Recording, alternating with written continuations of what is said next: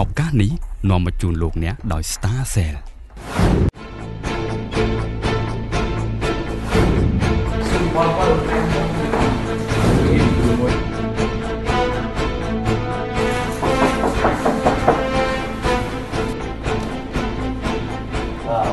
នៅថ្ងៃទី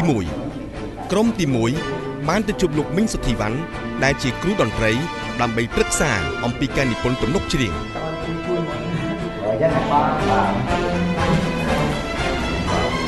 យកណាស់ថាបាទយកបងប្អូនហើយបងឈ្មោះថាមីងសុធីវ៉ាន់បាទជាសិល្បករជើងចាស់ជាអ្នកនិពន្ធផងអ្នកតន្ត្រីករផងនិងអ្នកហ្គីតាសូឡូផងហើយអ្នកចម្រៀងណាហើយបងប្អូនសូមខ្ញុំឈ្មោះផាណាបាទក្រុមទី1បាទហើយលោកពូខ្ញុំឈ្មោះមូនីលោកមូនីបាទឈ្មោះសុធាបាទពួកខ្ញុំអត់មានខាងជំនាញខាងនិពន្ធបទចម្រៀងឬក៏និពន្ធបទភ្លេងអញ្ចឹងមកពឹងលោកពូឲ្យលោកពូជួយនិពន្ធបទភ្លេងនោះព្រោះបទភ្លេងគឺបានថានិពន្ធគឺវាថាលើកដង្កើងនារីខ្មែរយើងពូបាទលើកស្ទួយនារីខ្មែរបាទហើយទី1បងចង់ដឹងអត្ថន័យនៃបទចម្រៀងបងប្អូនសិនបងអាចអានបងស្ដាប់បានទេជឿពូថ្ងៃមុនខាងខ្ញុំពិសាមកយើងមានចំណុចខ្ញុំចំណុចតូចៗដែលយើងត្រូវជឿងចូលកន្លែងហ្នឹងហ្មងទី1គឺយើងចង់និយាយថានារីខ្មែរគឺជាមេដាពិភពលោកអាចចំណុចគោលដែលខ្ញុំនឹងក៏មានគោលហ្នឹងតាមក្បួនរបស់ខ្មែរយើងនិពន្ធទំនុកសិនទី1យើងចង់ក្រងidea របស់យើងដែលយើងចង់បានហ្នឹងទៅជាកណាប់សិនបាទបានជាកណាប់ហើយបានយើងធ្វើជាបទភ្លេងក្រោយចុះលោកពូបន្ទាប់ពីខ្ញុំចងក្រងជាកំណាប់មួយខ្ញុំត្រូវធ្វើមកទៀតលោកពូតែនិពន្ធត្រូវចែកជា2និពន្ធទំនុកច្រៀងផ្សេងនិពន្ធបទភ្លេងផ្សេងបាទបានជាបទភ្លេងហ្នឹងគេហៅថា melody ហ្នឹង3អ្នកហ្នឹងគិតធ្វើម៉េចឲ្យសមហ្នឹងហើយព្រោះពេលវេលាយើងជំនាញដំបូងហើយត្រូវការឲ្យលឿនចុះនេះយើងបានទេអាហ្នឹងជាចំណងជើងនៅសម្រាប់បណ្ដាទៅសិនណាខ្ញុំក្រោយថាម៉េចចំណងជើងមួយបើខ្ញុំយកពាក្យហ្នឹងជាចំណងជើងមួយសម្រាប់សោភ័ណ្ឌនារីរតនៈបាទសោភ័ណ្ឌនារីពាក្យសោភ័ណ្ឌគឺនិយាយពីលម្អទេដល់ពេលចង់និយាយពីនេះគុណសម្បត្តិនារីរតនៈអីចឹងទៅចុះយើងយកបាននារីរតនៈទៅក៏បានដែរអាហ្នឹងខ្លីផងពាក្យរតនៈនេះវាគ្រប់គ្រាន់អស់ហើយដែលស្ត្រីអាចធ្វើបានហ្នឹងតែបបបាន2បាត់ហើយតែយើងចេះឆ្លៀតសោកបាទប៉ុន្តែប្រយ័ត្នកុំឲ្យផុតនៃចងជួរតែអត់ចម្ងល់ទេបាទអរគុណចាស់ទៅមួយបាទចាស់ទៅដល់ចំណេះដឹងជូនពរសូមឲ្យការនិពន្ធនឹងគឺថាមានភាពរីកចម្រើនណាបាទបានល្អហ្មងណាអត់តែដៃមួយ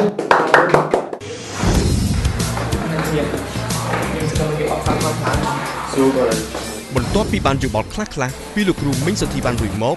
ពួកគេនឹងទៅជួបលោកឃុំប៉ុណ្ណដែតនិងអ្នកនាងយុគថិតរដ្ឋា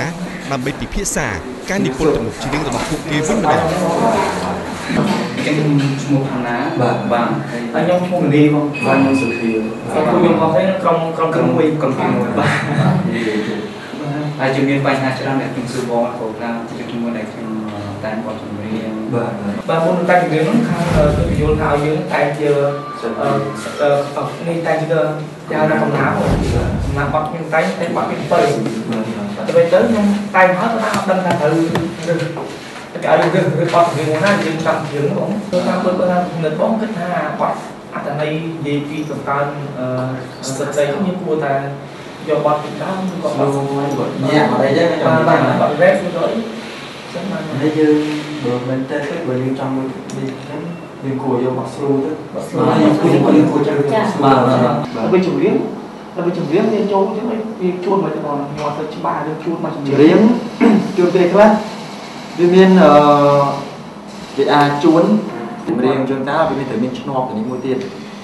ជាប់គ្នាអត់ដើម្បីយើងស្គាល់ចម្រៀងជួនកាលវាបើចម្រៀងសម័យឥឡូវនេះវាបដូរគ្រប់តាមបទចម្រៀងបើបទពីដើមវាច្រើនគេជួនចុងជាងចុងច្រើនជួនចុងជាងជុំបើសិនជាយើងដាក់អត់บอกแอนนาเตอร์ทานนะสร้างมาจากบ่อนะแล้วนำไปสร้าง Stray đo cũng nứt đo trùng tung stray ở luôn bên đây sắp tìm xa cho chú con nấu chân lá giải đã rep giải chỉ rep cho bán là tôi đó hai bạn đã đôi người ra mà trâu đây là hai con này bởi tôi bây chỉ cho coi chụp bạn đang up slow clang này biệt hà mình nhé hai con mình slow mà là một cha chú boy chú chơi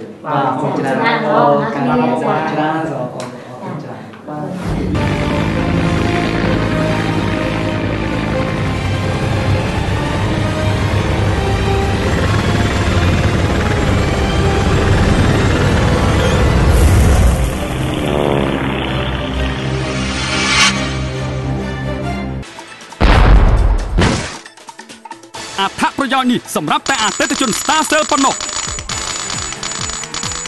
ទទួលបាន2សេនក្នុង1នាទីរាល់ពេលទទួលទូរស័ព្ទ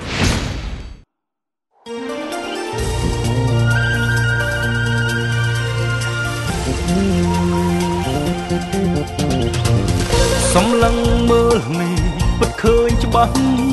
ទីមេស្រឡាំងមានរស្មីពន្លឺពណ៌មាសក្រាលក្រោកដែនដីសុវណ្ណភូមិជាប់ចិត្តស្រឡាញ់ឃ្លាតមិនបានអារម្មណ៍សុខសាន្តជ្រាបបេះដូងជាខ្មែរស្និទ្ធស្នេហ៍ថែជាតិថ្លៃថ្លាយើងមានមុខមាត់ស្រស់ស្រាយញញឹមប្រឹងប្រែងស្រាបៀរអង្គរប្រទេសខ្ញុំស្រាបៀរខ្ញុំអត្ថប្រយោជន៍នេះសម្រាប់តែអតិថិជន Star Cell ប៉ុណ្ណោះទទួលបាន2សេនក្នុង1នាទីរាល់ពេលទទួលទូរស័ព្ទ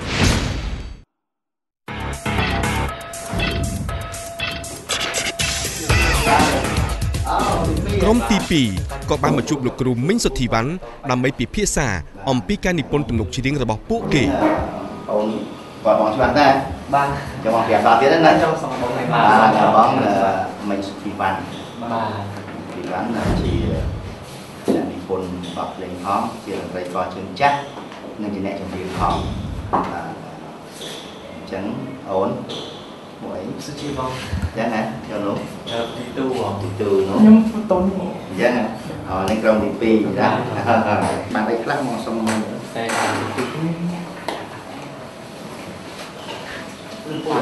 នេះគឺជាកម្រោអត្ថន័យបទចម្រៀងចង់និយាយពីអីរឿងការលើស្រីរឿងការលើស្រីដែរណាគឺទី1យើងត្រូវរៀបចំជាកំណាព្យសិនកំណាព្យនោះត្រូវឲ្យមាន4កំ pl ពីហោណាទី1ទី2ទី3ថា refrain ចឹងណាហ្នឹងហើយនិពន្ធវាមាន2និពន្ធណាទី1និពន្ធទំនុកច្រៀងផ្សេងគឺអ្នកនេះនិពន្ធផ្សេងទី2អ្នកនិពន្ធមកផ្សេងខុសគ្នាណាអត់មានតកតងគ្នាទេហើយអូនឯងអាចសួរមួយទៀតបានថាចុះម្នាក់ហ្នឹងអញនិពន្ធគ្រប់បានទេបានឧទាហរណ៍បងសេប៉ារ៉ូលក៏បានលោកស្រីយកបានបងធ្វើភ្លេងក៏បានបងច្រៀងខ្លួនឯងទៀតបងសូឡូទៀតឥឡូវយើងគិតពីបទវិញបទពីកូនដដែលនេះចូលអត់គេឲ្យទៅសេនេះប្រមាណនេះទី1ណាគេហៅថាកំ pl ទី1ណាហើយកំ pl ទី2 pl ទី3នេះគេដាក់ refrain ប៉ុន្តែដូចគ្នាទេនៅ8ពាក្យដូចគ្នាអញ្ចឹងណាអញ្ចឹងការបញ្ចូលបទហ្នឹងវាទៅបាច់ចែកវាថាយកបទបុរាណ